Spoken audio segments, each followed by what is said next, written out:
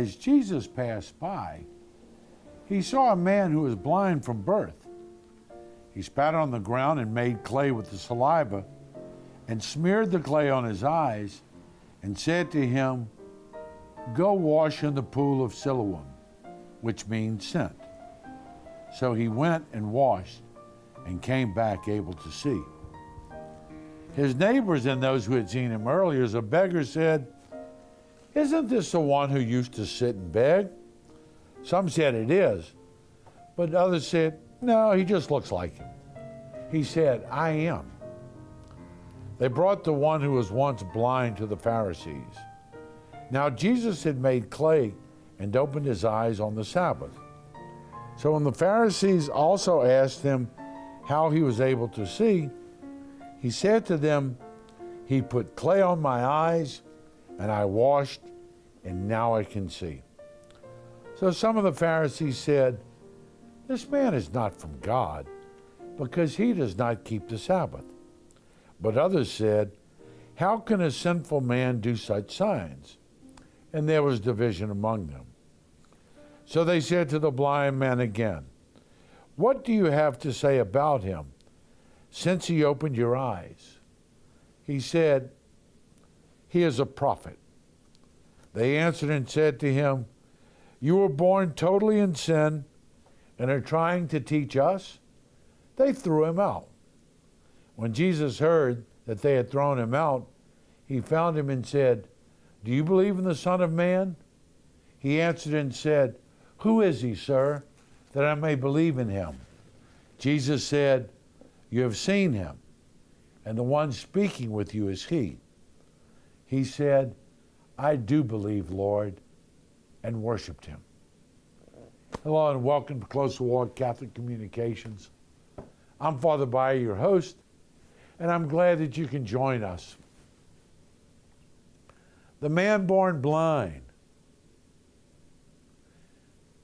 So oftentimes when we look at the miracles, the miracles are not that fantastic. Poor blind guy. I gave him his sight back. Oh yeah, for you and me, that's a big deal. But for the Son of God that created the universe, the stars of the heaven, not a big deal. But what's always interesting is how people wanted to doubt even though they had seen. And the Pharisees were they were busting his chops every chance they got. And this poor blind guy, is one of these damned if you do, damned if you don't. I don't care what they said. He was lost. Well, who do you think? I think he's a prophet. Oh yeah. You're going to sit here. You're a sinner. You're born in sin. They figured when you were born with some type of defect, that was a punishment. You were born in sin, and you preaching to us. Well, if you don't want to know, don't ask me. I think he's a prophet. All the confusion is this.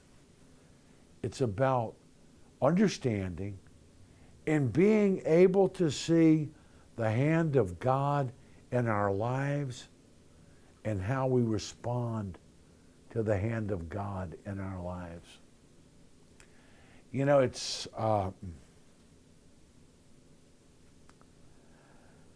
I see a lot of miracles. I see a lot of people. They were supposed to be dead. They're not. They prayed. Oh, thank God we have such wonderful doctors here. Look, I'm not in any way taking away from the medical community.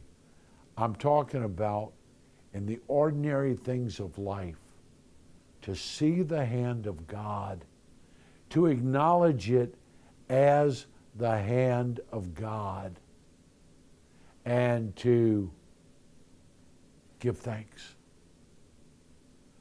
You ever been in situations where you just know that God had this all planned I knew nothing about it. Big dumb me. I walked in blind as a bat, and God had it all set up from day one. I think if we start to pay attention and give credence, and I've used this, but I really love it. A cartoon, Hagar the Horrible. Hagar is the Viking, the fat Viking, and his little friend with the funnel on his head, Lucky Eddie, the little goofy one. There was a Christmas. There was a Christmas cartoon. And Lucky Eddie and Hagar are sitting out, and they're looking up at the skies, and Hagar says, it's Christmas night. He said, I think the stars are brighter tonight than any other night of the year. And the little simpleton says, no, they're like this every night, but this is the only night we stop to look at them. And I think when we talk about the grace of God, the power of God, the plan of God, it's there with us always. It's usually not until it's just so phenomenal we can't deny it. True story, and I may have used it, but I was up in the Northeast, and I was given a parish mission. Gave the first night the parish mission, and next morning the associate said, hey, what you got planned? I said, nothing, I'm free. He said, come on. He said, I'm going. He said, I got to run some errands. I just want to visit with you. So he decided he wanted to tell me about something that had happened on a skiing trip. And what had happened was, probably 5-6 years ago, he and some buddies from the Northeast decided to take a winter vacation and go skiing. He said the first day on the slopes, they got up to the top, got off the lift, and they got to talking to these guys, and it turns out there was 3 priests from San Francisco. They were doing the same thing.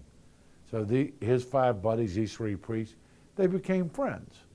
And so they started, every year we'd plan. He said, we'd go every year, we'd get a condo, we'd wake up, do breakfast, ski all day, come back, say mass, go out to dinner. That was our vacation. We did it for a week.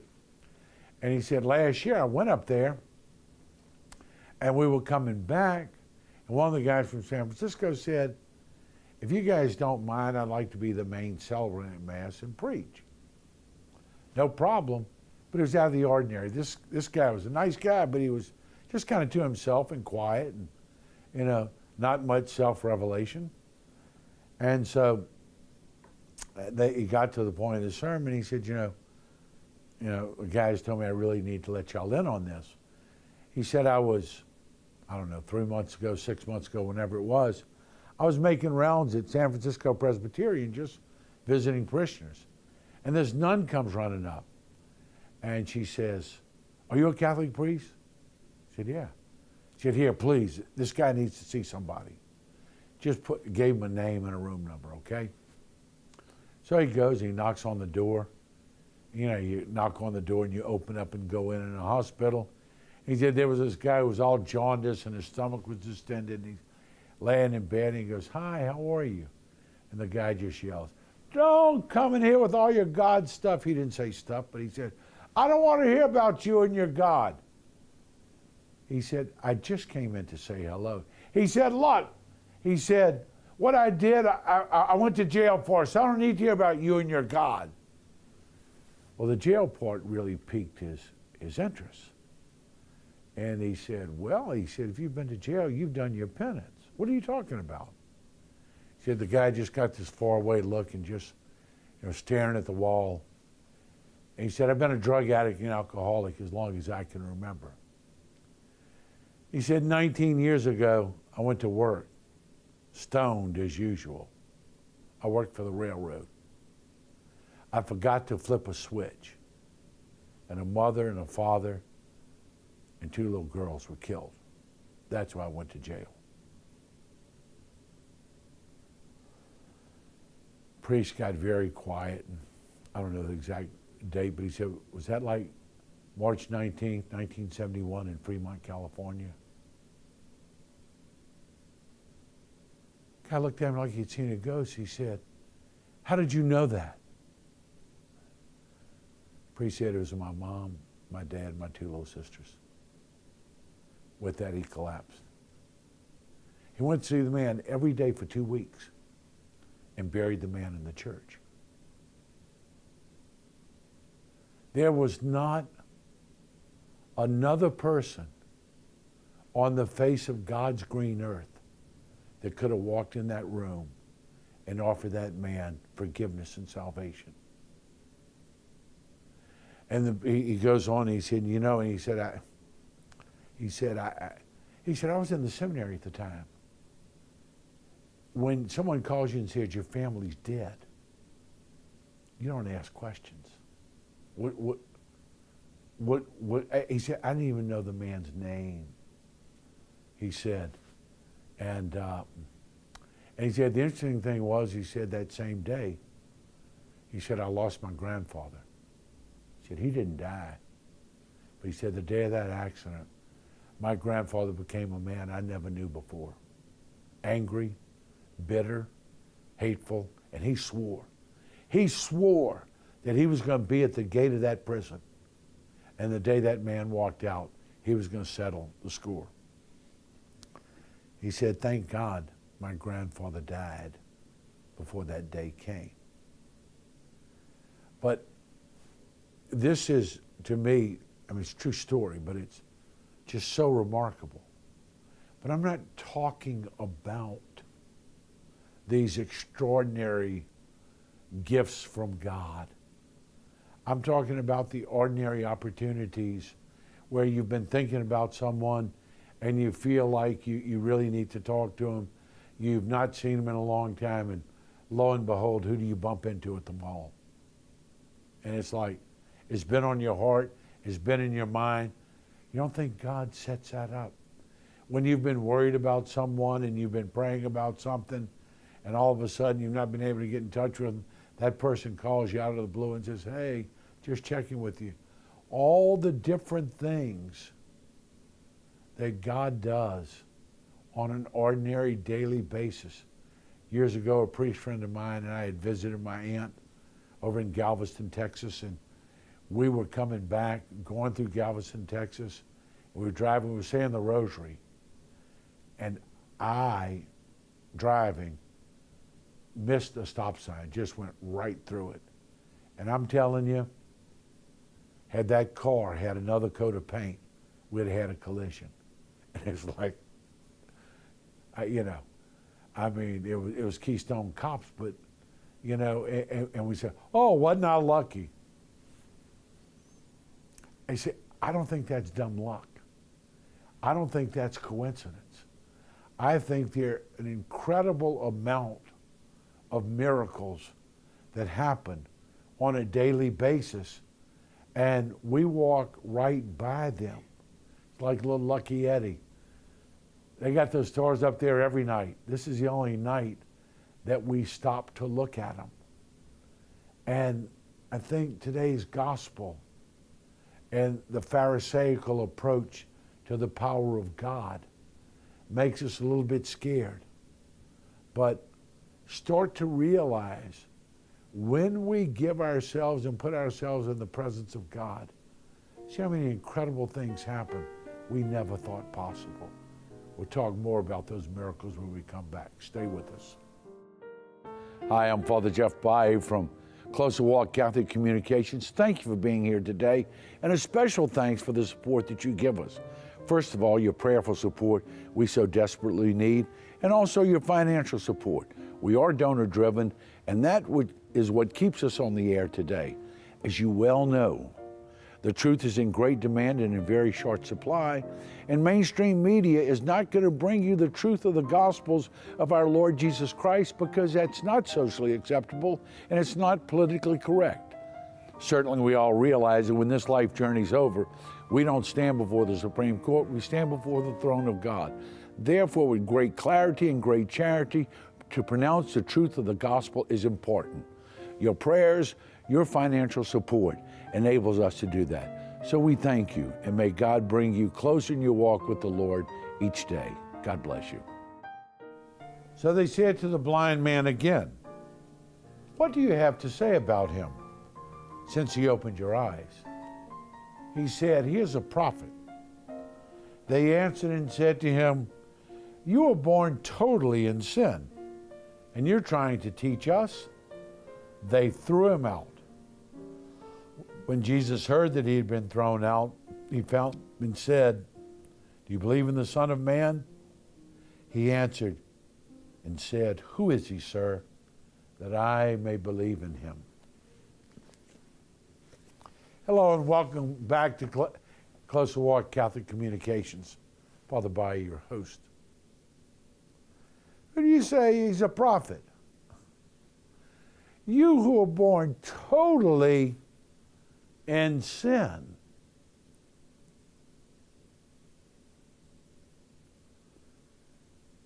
When does the past ever die? Does the past ever die? You ever been to a class reunion and 30 years later, they still expect you to be a goofball? They still expect you to be a cheerleader? They still expect you to be a big dumb jock? When does the past die? The other question is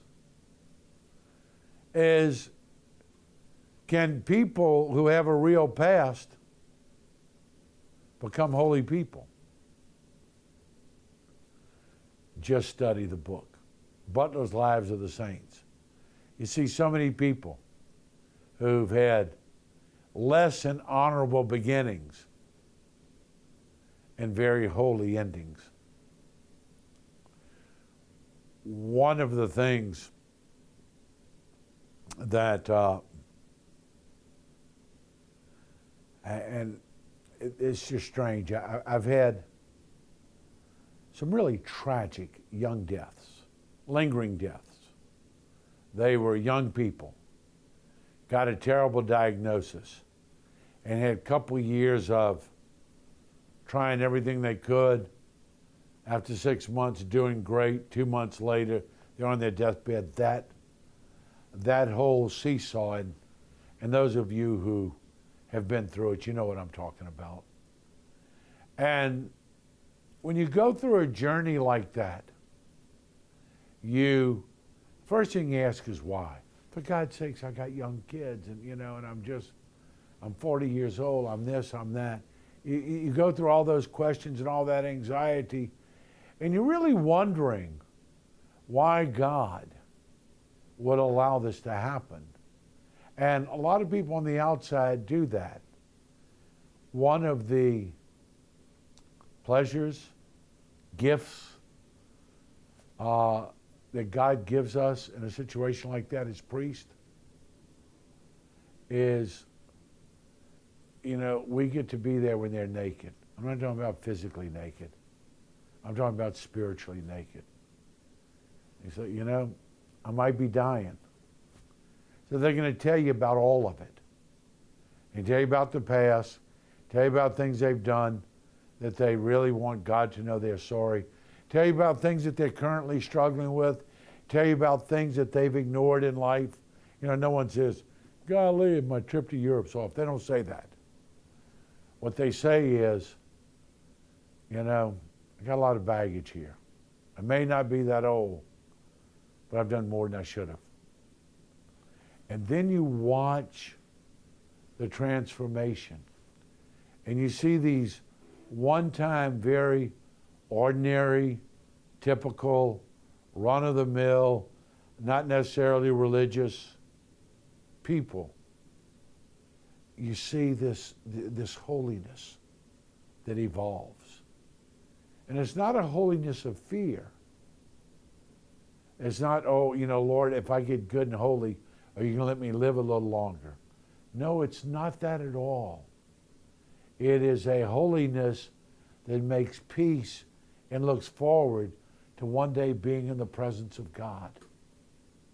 And it's a holiness that allows them to detach.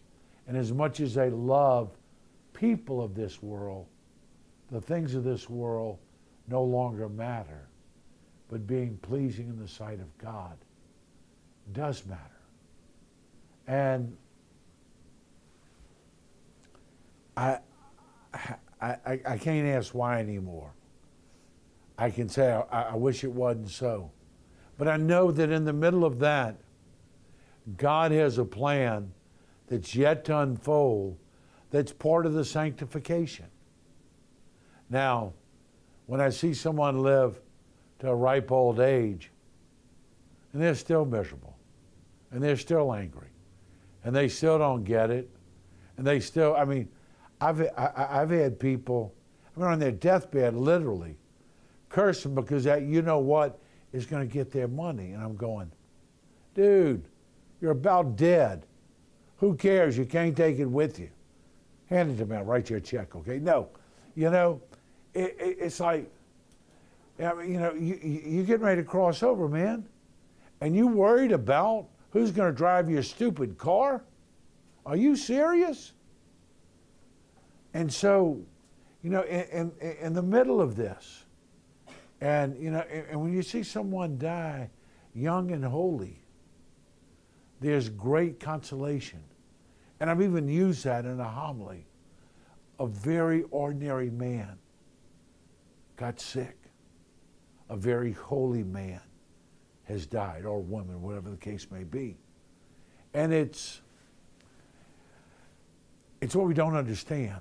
But, you know, when the Pharisees kept telling this guy, you were born totally in sin, and you're preaching to us, you know, sometimes some of the people who have got the most experience with sin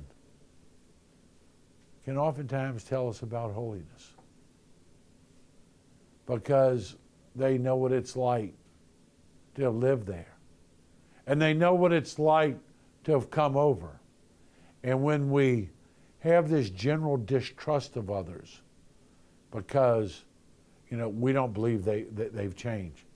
I had an incident going to the funeral of a 90-year-old woman whose children I grew up with, and I walk in and some little girl, I mean, one of the daughters says, I can't believe you're that bad little boy off the bus. And I'm going, honey, I was 8 years old. Get a life, will you? I mean, you know, and people do that. And as a matter of fact, I've seen both of her parents. And she said the same thing both times.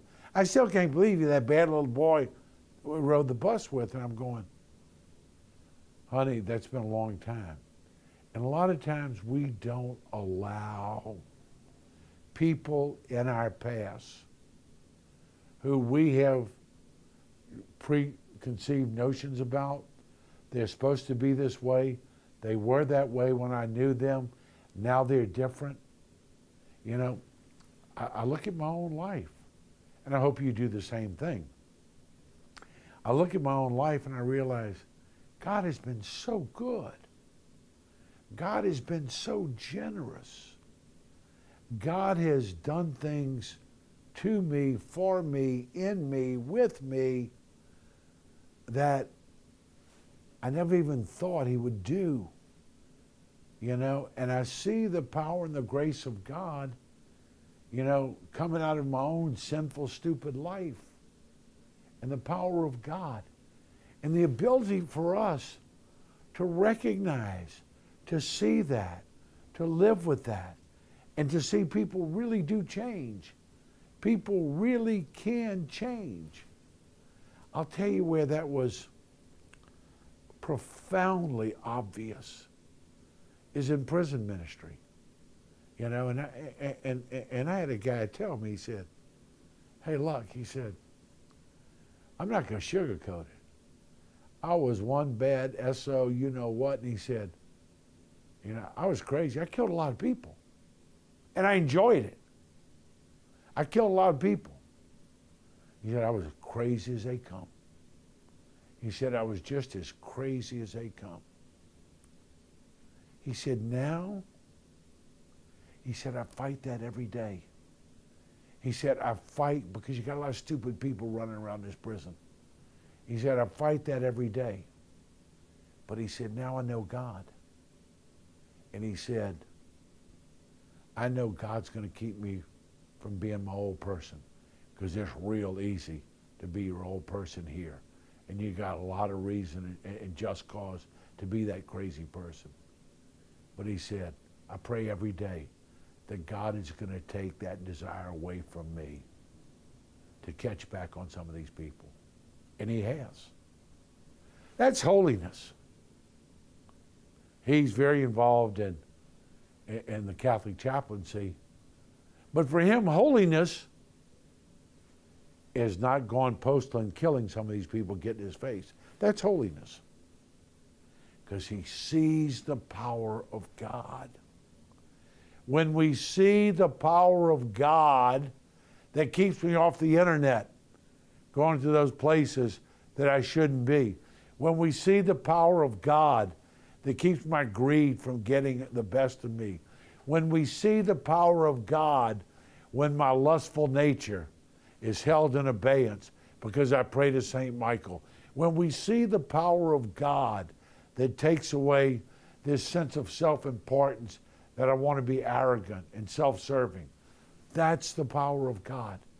And he said, what a jerk. And this guy said, how good God is, because I'm not the jerk I used to be. Allowing the power of God who has worked in us to work in people that heretofore, they're signed, sealed, delivered. We've decided who they are. We've decided what they are. We don't want anything to do with them, and allow God to change their life the same way we prayed that God would change our life. And that's what the blind man who supposedly was born steeped in sin, when Jesus finds him, he said, Lord, just tell me who he is. Just tell me who the Savior is. And Jesus said, you're looking at him. Literally, you've been blind. You're looking at him. And when we look at the Savior, it changes everything. He can change everything. He does change everything. Doesn't mean we're the Holy of Holies. Doesn't mean people are going to look at us and say, oh, aren't they wonderful? That's the best person I've ever known. It means we're not what we used to be. Martin Luther King once said, I ain't what I want to be. I ain't what I'm going to be. I ain't what I used to be. But thank God I ain't what I was. That's what we're called to be in holiness. And that's the doors that God opens if we allow them in ourselves and one another. Thanks for being with us. May God bring you closer each day in your walk with the Lord.